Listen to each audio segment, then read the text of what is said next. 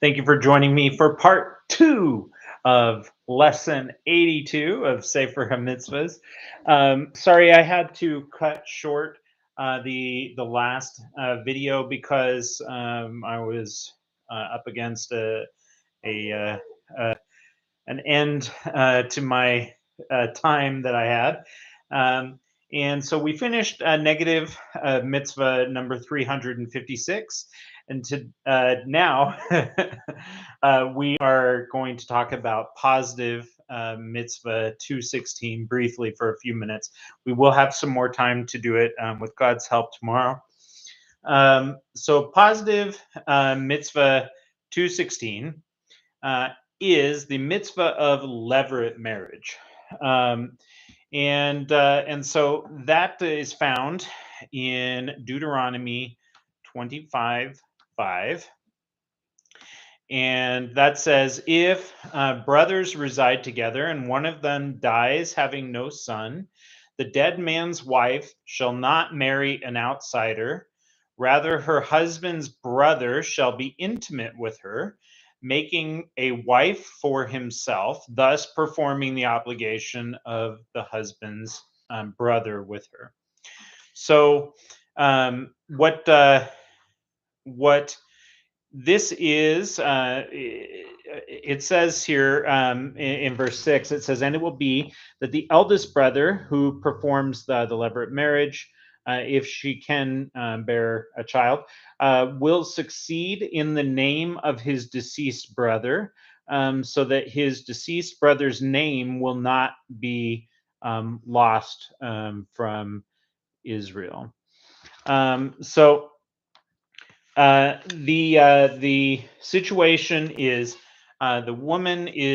this wife is married to this man, and they've been together, but they have not had a son in order to perpetuate his memory, his name in Israel.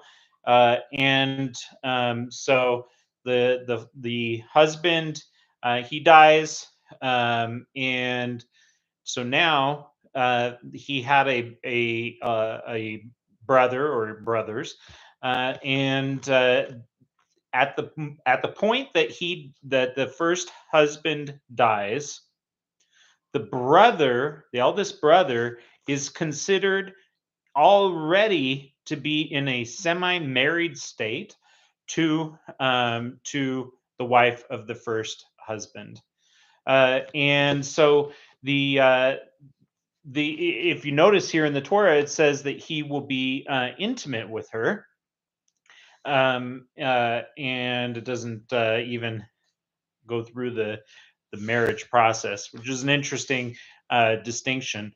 So he's intimate with her, and then he's definitely married to her at that point, and with God's help, they end up having the child, and the child is the physical memory of the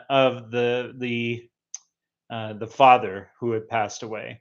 Spiritually, his spirit lives on, and physically, uh, the his name lives on through the son that comes through the levirate marriage. This process is called yibum, and it's not done today.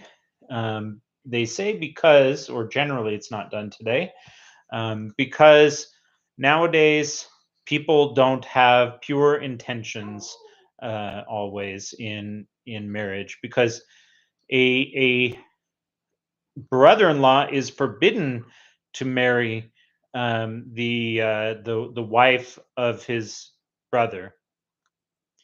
So if he's forbidden to marry her, but then the Torah gives an exception in which he can marry her.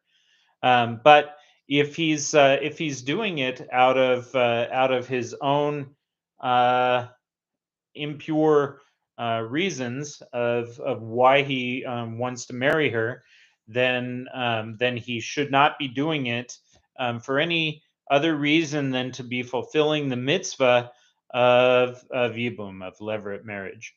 And so the for the last hundreds of years, the custom has been to go to what the Torah talks about as the way out of levirate marriage, because it's interesting. If I stated that the brother-in-law is now, when the brother passed away, he's sort of married to this to the Yavama, and so he would have to, you would think, get a divorce, but the divorce is not sufficient in this case.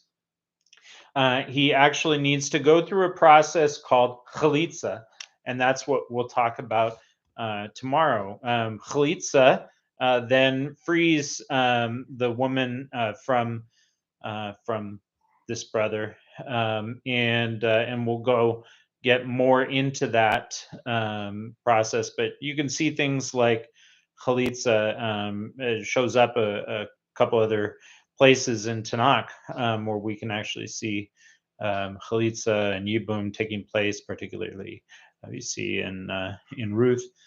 Anyway, so that's the second mitzvah that we weren't able to get to in the first part. One correction I want to make for the first part. I stated, and I mentioned this in the comments, but I just want to mention it just in case it gets missed.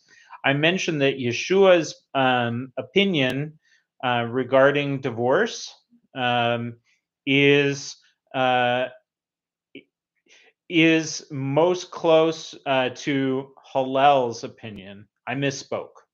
Most of the time, Yeshua's opinions seem to align with Hillel. In this case, in particular, he most closely aligned regarding divorce to Shammai and the opinion of his school, and that is the stricter opinion, stating that it has to actually be adultery or some real indecency in order for the divorce to be valid. All right. Not to go back all over that mitzvah, but I just wanted to make that correction that Yeshua is closest to Shammai in this case. All right. Thank you so much for joining me. Have a great day in every way. Bye bye.